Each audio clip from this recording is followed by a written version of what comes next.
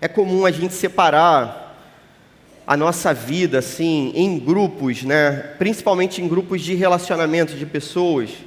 Então a gente vê esse fenômeno nas igrejas. Hoje a gente está aqui no ministério de jovens e tem uma faixa etária ali específica para esses jovens. Eu trabalho com os adolescentes aqui da igreja, então tem uma faixa etária específica dos adolescentes. Jesus, de certo modo, dividiu a humanidade em grupos diferentes também, entre aqueles que foram chamados por Ele, aqueles que creram no seu chamado e aqueles que rejeitaram o seu chamado. Jesus vai fazer essa divisão em várias parábolas, em várias imagens. Hoje a gente vai ver uma dessas imagens.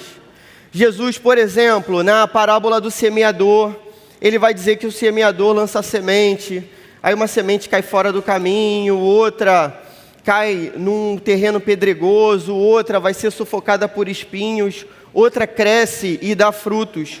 Por mais que ele separe em 4 grupos diferentes de 4 corações, são 2 grupos na verdade. Na verdade, no final das contas, é o grupo daquela árvore que cresce, aquela planta que cresce, aquela semente que cresce e dá frutos, e aquela que, infelizmente, não gera os frutos, que no final das contas são os frutos do Espírito Santo, de uma vida moldada, transformada pelo Espírito Santo de Deus.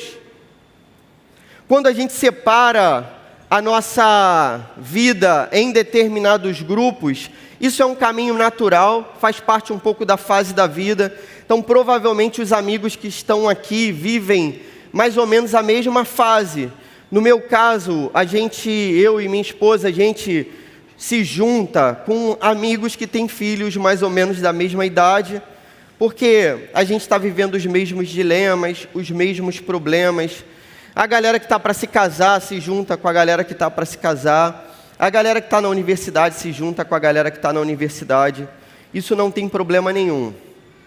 No entanto, quando você olha para esses 2 grupos que eu tentei marcar inicialmente, como daqueles que seguem a Jesus e daqueles que não seguem a Jesus, dentro dos que seguem, a gente tem níveis de relacionamento que são diferentes. Então, você tinha, no caso de Jesus Cristo, um grupo de 500 pessoas que seguiam a Jesus. Como que eu sei disso? Capítulo 15 da primeira carta aos Coríntios, Paulo vai dizer que quando Jesus ressuscita, ele aparece para 500 pessoas. Então, possivelmente, 500 pessoas seguiam a Jesus ali bem de perto. Mais perto ainda, você tem um grupo de 70 ou 72 pessoas que foram enviadas por Jesus para evangelizar, para pregar, para curar os enfermos. Você tem um grupo mais restrito ainda de 12 pessoas que são os apóstolos. No grupo dos apóstolos, você tem aquele grupo, Pedro, Tiago, João, no barquinho com Jesus.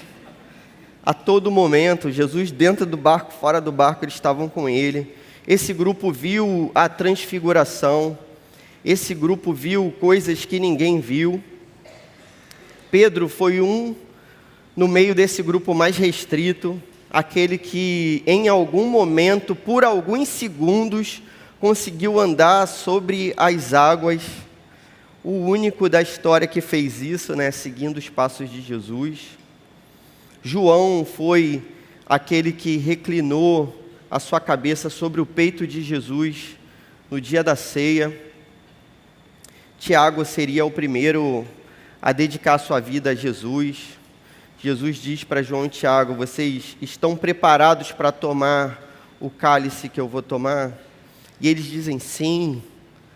Eles não sabiam, né, o tamanho do cálice, né, a proporção, a medida de sofrimento.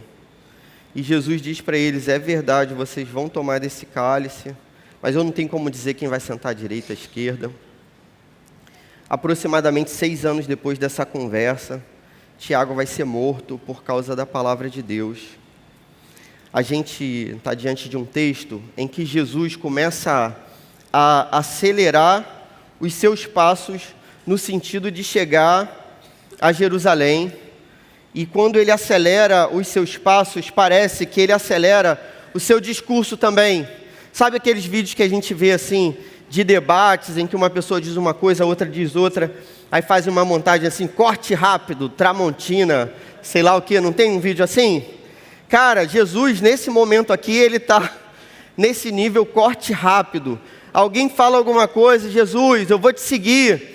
Aí ele diz assim, as raposas têm suas tocas, as aves dos céus têm seus ninhos, mas o Filho do Homem não tem onde reclinar a cabeça. Ele está falando então, para aquelas pessoas que queriam seguir a ele, que existe um preço a ser pago. Seguir a Jesus, ser discípulo de Jesus, é algo que custa caro também, e você tem que calcular o preço, para você não se meter numa empreitada, que você não possa chegar ao final, para você não começar uma obra que você não termine, como uma torre que vai ser construída, e você tem que saber se você vai ter condições, dinheiro, força, para poder finalizar essa torre, como alguém que vai entrar numa guerra, e tem um exército contrário, você tem que calcular quantas pessoas estão contigo nessa guerra. Jesus diz que essa nossa atitude de sair do grupo dos que não o seguem, para o grupo daqueles que o seguem, tem que ser calculada, medida, não é uma atitude desmedida, não é uma atitude de uma hora para outra impensada, pelo contrário. Mas ao passo que você decida seguir a Jesus, você tem que ter uma vida radical, você tem que tomar uma atitude radical, você tem que finalmente se separar daquele grupo, que é o grupo das pessoas que não o conhecem, como no Salmo 1 faz essa divisão muito bem. Conselho dos ímpios, o conselho de Deus, qual dos dois conselhos você vai seguir? É isso que Jesus está propondo. Olha aí comigo o texto, por favor, Mateus 8, verso 21 e 22, diz assim: outro discípulo lhe disse, Senhor, deixa-me ir primeiro sepultar meu pai. Mas Jesus lhe disse, siga-me e deixe que os mortos sepultem os seus próprios mortos.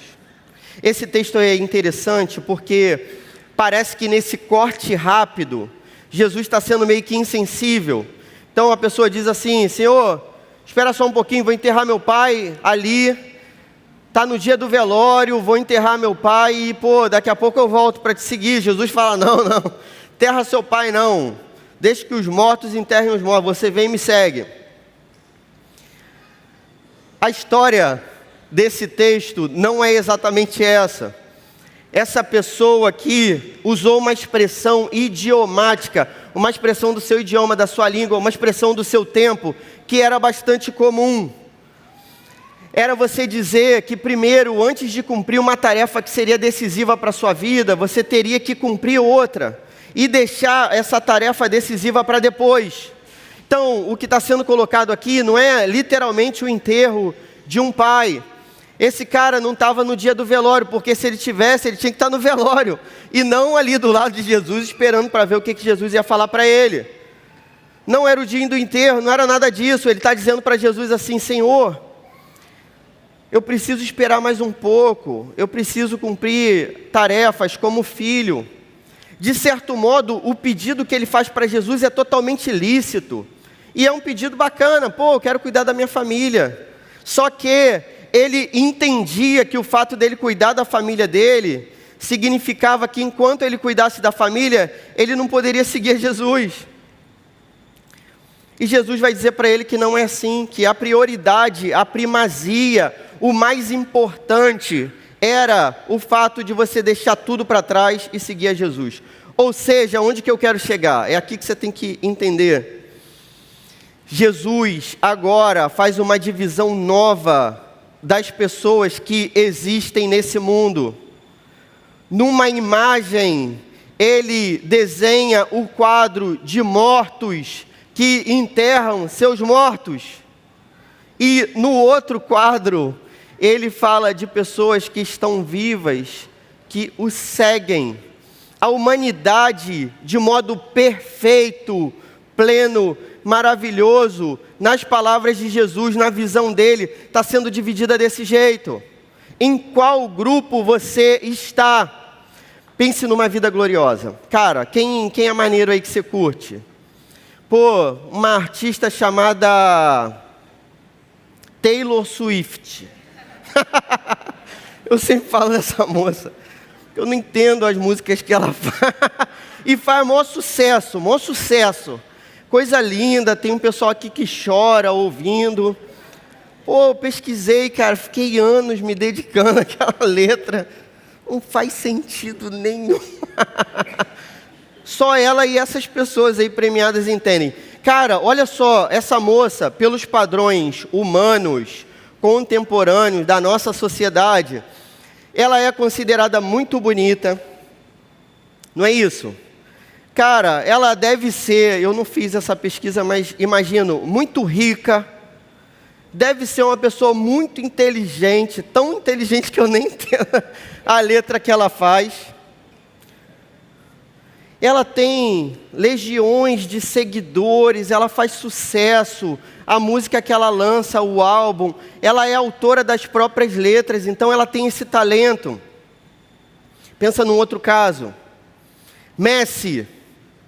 Pô, o cara foi campeão do mundo, o cara foi o melhor do mundo várias vezes, o cara ganha muito dinheiro, é a referência da referência no futebol, grande craque. Pensa num herói olímpico, pensa, pô, no cara que é dono do Facebook. Recentemente esse cara lançou uma mídia social nova, e aí naquela semana ele ganhou mais não sei quantos bilhões com essa mídia, deve ter perdido já tudo de novo. Esse exemplo de sucesso, Jesus considera como mortos enterrando seus mortos. Cara, olha que coisa impressionante. O dono do Facebook, o Messi, a Taylor Swift, se não se converterem, eles infelizmente são mortos enterrando seus mortos. Essa é a vida deles, esse é o significado da vida, esse é o resumo da vida. Mortos enterrando mortos. Por outro lado, você pensa num cara pobre que come uma quentinha de R$12 ou de R$8, se achar, não é muito fácil. Um cara que às vezes come na hora do almoço e não sabe o que vai ter para comer à noite. E vive sozinho numa casa pobre, sem recursos, que não estudou, sem instrução, que não tem os títulos do Messi, da Taylor e de sei lá quem. Se esse cara deixou os que deixam para depois e resolveu seguir a Jesus e atender o seu chamado, esse cara possui agora uma vida gloriosa. Isso é o que o Evangelho apresenta para a gente. Alguém que come miojo, às vezes por não ter outra alternativa. É que eu apontei para a galera da boa alimentação aqui.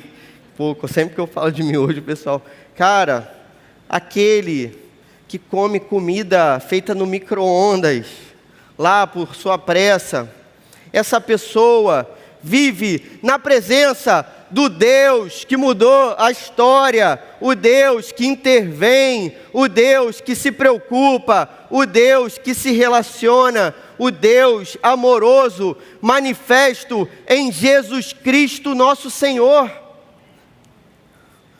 Toda a felicidade e plenitude da beleza de Cristo está sendo revelada a essa pessoa. E essa vida é gloriosa por isso, pela presença de Jesus, por estar pertinho dele. De algum modo, ele não quis escolher os sábios desse mundo, mas escolheu aqueles que não possuíam nada, aqueles que não eram nada, para confundir a sabedoria dessa terra. E ele resolveu me escolher. Um menino de São Gonçalo, totalmente perdido nos seus caminhos, Jesus me encontrou. E hoje eu faço parte do grupo daqueles que encontraram o maior tesouro de todos, a pérola de grande valor, o tesouro escondido no campo. Essa é a beleza do Evangelho. A Bíblia ainda vai mostrar para a gente de um modo maior 2 caminhos que estão sendo construídos. Existe uma grande história sendo contada, que é a história que esse texto mostra para a gente o tempo inteiro. Existe um Deus, Criador de todas as coisas, que fez tudo bom. Esse Deus foi traído pelos seres humanos, que escolheram os seus maus caminhos, todos pecaram. Não há um justo sequer, todos estão separados da glória de Deus. Esse Deus interveio no mundo pela pessoa do seu Filho Jesus. Estamos no antepasso para a glória, na antessala da glória. Falta mais um passo para que toda a história termine. O último girar do relógio está pertinho. Em algum momento, se Deus permitir, com a gente vivo, num piscar de olhos, a nossa natureza vai ser transformada em natureza gloriosa, semelhante a dele. E a gente vai ver no alto das nuvens do céu o Filho do Homem voltando em meio à sua glória, e a gente vai louvar a esse Deus. Essa história está sendo contada nesse momento, queridos. Essa é a grande história. Essa grande história sendo contada é mais importante do que a história da Taylor Swift. É mais importante do que a história do Messi, é mais importante do que qualquer presidente da república, é mais importante do que qualquer outra. Por mais que você se ache importante, por mais que você pense que a sua história é importante, existe uma grande história sendo contada. É a história do Deus que vai redimir todas as coisas. E assim como a gente nasceu um dia de novo, toda a criação nascerá de novo. Tudo será transformado, novos céus e nova terra. Nesse momento, entre o que já aconteceu e aquilo que ainda não aconteceu, estamos nós. Cabe a nós agora querer fazer parte da grande e gloriosa história, a grande narrativa. É isso que está sendo contado, é isso que está sendo construído. Onde está você no meio dessa grande história contada por Jesus?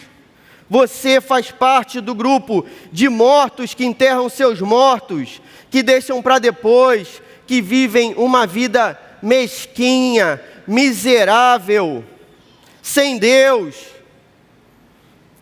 Ou você faz parte daqueles que deixam tudo para trás e o seguem?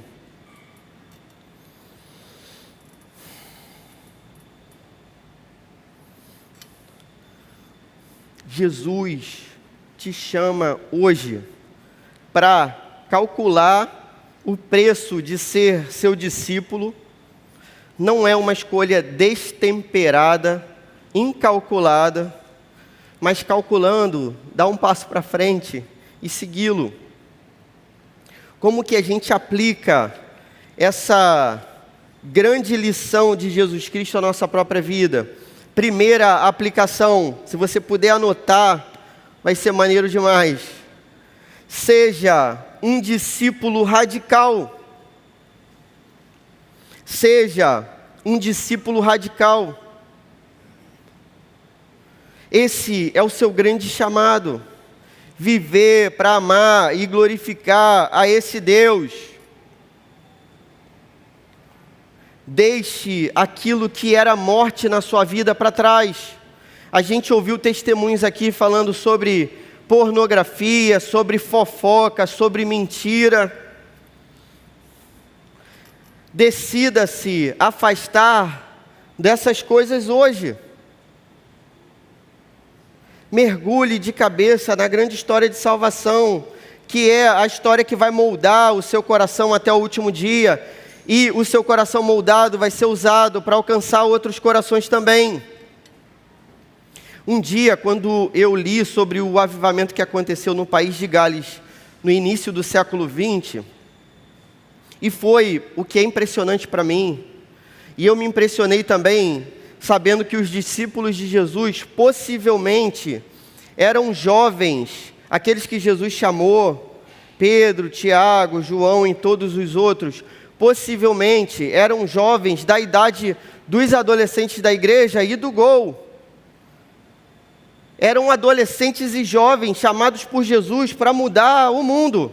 Quando eu li sobre o avivamento no país de Gales, que aconteceu por meio de jovens, o que me impressionou foi uma decisão radical que esses jovens tomaram, que foi a seguinte: um dia eles decidiram abrir mão de tudo que fosse pecaminoso para a glória de Jesus Cristo, e eles decidiram abrir mão de tudo que fosse duvidoso para a glória de Jesus Cristo. Então, cara, se a gente está numa conversa e eu não estou seguro se, como no exemplo que foi apresentado pela Letícia agora, eu não estou seguro se a conversa está glorificando a Deus, eu saio da conversa. Na dúvida, podendo entristecer o Espírito Santo, eu decido abrir mão. Eu me lembro, vou te dar um exemplo tosco. Eu me lembro que quando eu me converti, eu tinha um CD. Você sabe que existiu esse negócio? CD? Era um negócio assim, que você colocava no rádio para você ouvir uma música. Existiu isso. Cara, impressionante. E aí eu tinha um CD de um guitarrista que era fera, porque eu gostava de guitarra. E o CD tinha uma opção de diabinho assim pintado no CD, porque o cara era maluco, né?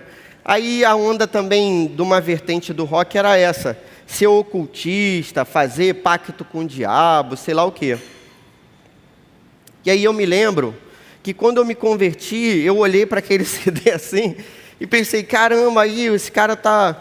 A música não tinha nem letra, tinha até uma música que era bonita, assim, falava pelo amor de Deus, Steve Vai, era o cara. Mas, pô, não tinha letra, era só instrumental. Mas a capa tinha aqueles diabinhos lá pintado. Cara, eu pensei, será que isso agrada a Deus? Será que não agrada? Depois eu entendi também que Paulo vai dizer que o ídolo não é nada, né? Aquilo era papel, besteira. Mas na dúvida, eu decidi jogar aquele CD no lixo. Sabe por quê? Porque se eu me converti e meu irmão era crente também, nossos pais não eram. Então, na cabeça deles, aquele diabinho pintado lá era um desenho, galera.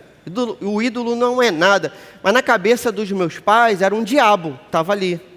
E eles iam pensar assim, pô, esse garoto fala que é crente e está ouvindo CD com o diabo.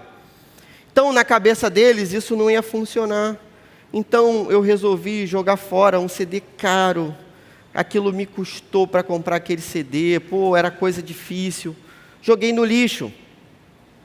Eu me lembro que quando eu li sobre o avivamento, então, do país de Gales, eu resolvi tomar uma decisão na minha vida, que foi a seguinte: eu vou evitar qualquer tipo de filme, de série, que, pô, tenha qualquer cena de sexo, de nudez. Decidi isso para a minha vida, beleza? Não estou colocando isso para você, não é regra, a gente não está sendo legalista aqui, não. Um propósito que eu fiz diante de Deus. E aí, cara, resolvi fazer isso diante de Deus. E que coisa maravilhosa. Assisti muito menos porcaria durante todos os meus anos. Li muito mais e muito mais a Bíblia e a Palavra de Deus e tudo que glorificava a Deus nesse sentido. Hoje eu já sou obrigado mesmo a assistir só esses trastes desses filmes de criança com patrulha canina, não sei o que, por causa dos meus filhos. Graças a Deus não tem cena de sexo, de nudez, só é chato demais, é coisa insuportável. Mas, cara, por que eu faço isso? Para a glória de Deus. E aí, o limite lá meu é 12 anos. 12 anos eu já estou assim, já com o pé no freio. Porque 12 anos hoje em dia, galera, 12 anos no nosso tempo, 12 anos no nosso tempo a gente era criança. Hoje, 12 anos, já é com outra cabeça. Infelizmente, né? Então, 12 anos hoje o filme, eu já fico, esperto já. Fico assim, caramba, 12 anos já, um filme meio brabo para eu assistir. Vai ter alguma coisa aí, né? O controle na mão ali. Cara, tomei essa decisão radical. Eu lembro do John Bunyan. Um cara pobre, um cara não tinha nada. Ele era um latoeiro, um ferreiro, né? Um cara que fazia trabalho manual, com metal. E ele pregava o Evangelho, e ele foi preso por pregar o Evangelho. E ele tomou a atitude radical de dizer que no dia seguinte, se ele fosse solto, ele foi preso porque ele pregava. Ofereceram para John Bunyan assim, cara, a gente te libera, só você ficar quietinho aí um tempo. Dá um tempo aí, e aí a gente vai te deixar solto.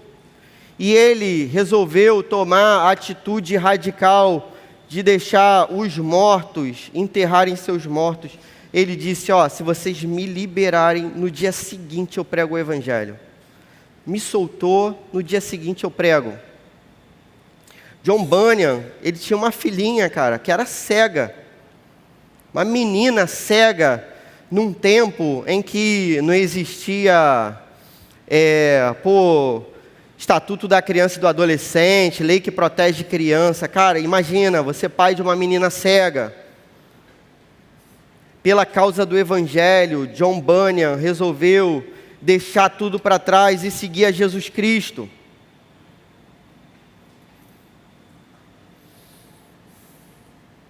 Zaqueu. Quando Zaqueu decide seguir a Jesus, ele decide abrir mão daquilo que ele tem.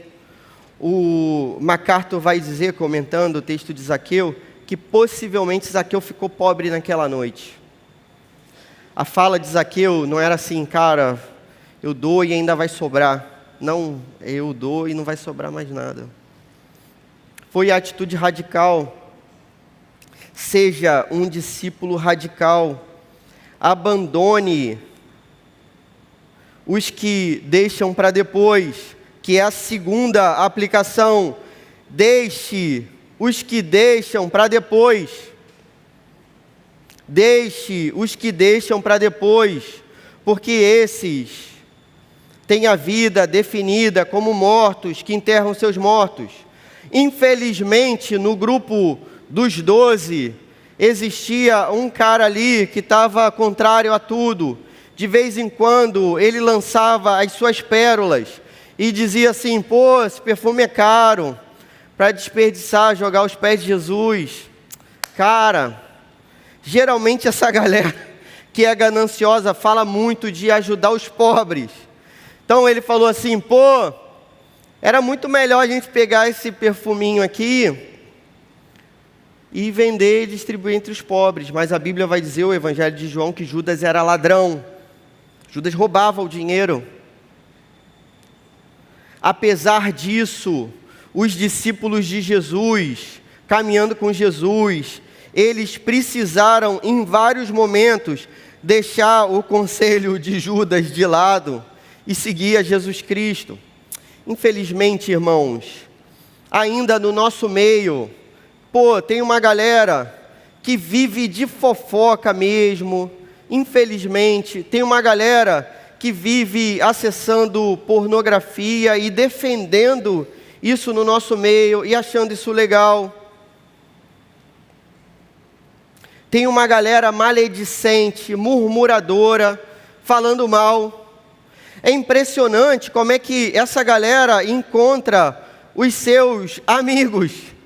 E aí, de uma hora para outra, você vê um galerão murmurando e falando mal e fazendo fofoca.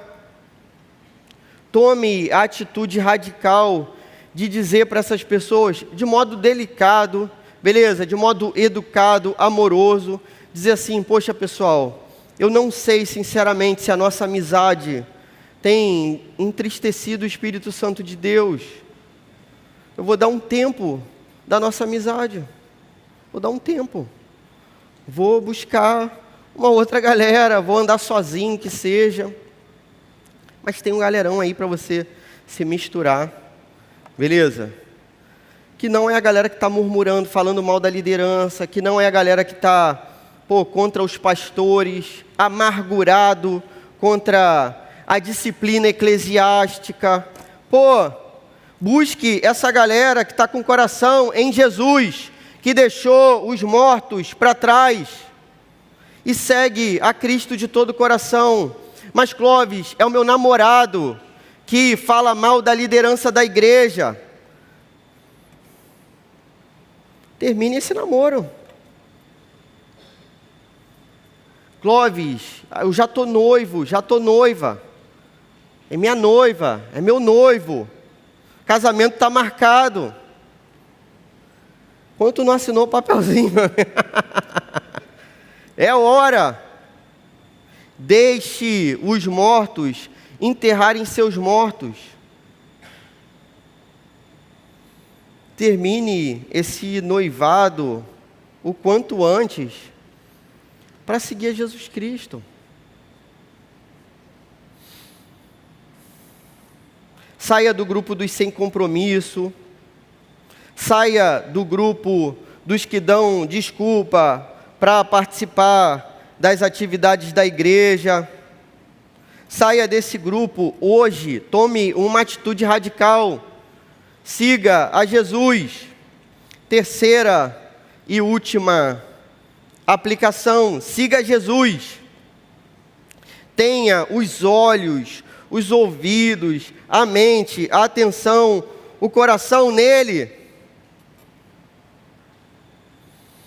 Depois que Jesus faz morada na sua vida, cara, isso tudo passa a ser totalmente sem valor, irrelevante. A amizade que seja, o namoro que seja, o noivado que seja, isso é totalmente sem valor. Tudo perde o seu valor se comparado ao seu amor, Senhor. É o que a gente canta aqui. Depois que a gente segue a Jesus, a gente é outro alguém. Não sou o mesmo alguém. Jesus me transformou. Abri mão de quem eu era para viver seu amor. Não ligo para o que dizem, não me envergonho, enfim. Amor que salva e resgata veio atrás de mim. Então joga a mão para o alto e vai tirando o pé do chão. Se pegou a visão, espalha para geral o que aconteceu. Se você deve tudo a Cristo, grita também. 1, 2, 3, tá, tararara, tá.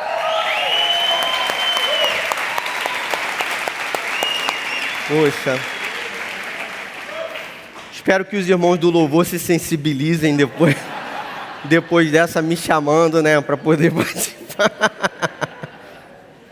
Cara, tudo mudou agora, é seguir, e não é só deixar os mortos. Se liga só, isso que Felipe destacou, isso que Aquino destacou na fala de Felipe, cara, não é simplesmente assim, deixar os mortos para trás. O que Jesus propõe para a gente é algo muito melhor, é deixar os mortos para trás e segui-lo. A melhor parte é seguir a Jesus, é estar com Ele, no seu amor, no seu abraço. Essa é a sua identidade hoje. Você é filho e filha de Jesus Cristo. Você está no abraço de Jesus. E isso é maravilhoso. É prestar atenção em Jesus, em todos os detalhes dele, da sua palavra, do seu relacionamento com Ele. É seguir agora aquele que vive. No reino de Deus, o não fazer não é suficiente. A regra de ouro do Sermão da Montanha, Mateus 7,12, não faça com os outros o que você não gostaria que fizesse com vocês. É faça aos outros aquilo que vocês gostariam que fizesse. O não fazer não é suficiente, mas agora você precisa fazer o que está proposto no Evangelho. Não é somente estar livre da condenação do inferno, não, é viver na graça, na glória, no abraço de Jesus Cristo. É isso que está sendo proposto para a gente. Pense nessa certeza Jesus te convida hoje para que você não seja mais inimigo dele e que, pelo contrário, que você seja seu amigo e amigo tão chegado que ele te abrace. Aquele que reclina sobre o peito dele, é esse o convite de Jesus Cristo para nós. Existe uma grande obra sendo escrita, essa é a obra principal, o foco narrativo do universo, da humanidade, está nisso, na obra de Jesus hoje, feita pelo Espírito Santo de Deus. O Espírito Santo está agindo hoje, irmãos, com obras maiores do que aquelas propostas por Jesus, porque Jesus disse que seria assim: vocês farão obras maiores ainda. O Espírito Santo hoje está sobre nós. Existe uma obra maior do que a obra feita por Jesus, sendo feita pela igreja. Onde é que você está no meio dessa história? Você está entre aqueles que estão sepultando mortos, ou aqueles que estão proclamando a vida de Jesus Cristo? Decida-se hoje. Creia em Jesus, siga Jesus de pertinho. Em breve, irmãos, o final da história vai ser a gente estar tão perto de Jesus, que a gente vai ter toda a eternidade para apreciar a sua beleza, a sua bondade, a sua perfeição, face a face com Ele. Deixe os mortos enterrarem seus mortos, você venha, siga Jesus. Amém. Senhor, muito obrigado pela Tua santa palavra, obrigado por quem você é. A gente tem dificuldade, Senhor, em tantos momentos da nossa vida, de ver com clareza aquilo que o Teu Evangelho nos propõe, mas a gente conta com a iluminação do Teu Espírito Santo, Senhor, para que com clareza a gente deixe aquilo que traz morte para a nossa vida e a gente siga aquele que traz vida para a gente, vida eterna, que é o Teu Filho Jesus, Senhor. Ajuda a gente a desfazer todo o laço de maldade, de perdição, de pecado que envolveu a nossa trajetória até aqui, Senhor. Me ajuda, Senhor, nesse sentido também, por favor, Senhor. Me ajuda a construir e ajude os meus irmãos também, para que a gente possa construir, Senhor, aquilo que seja edificado diante dessa grande história de salvação e da obra do Teu Santo Espírito nesse mundo, Senhor. Que seja assim, até a Tua volta, em nome de Jesus, amém.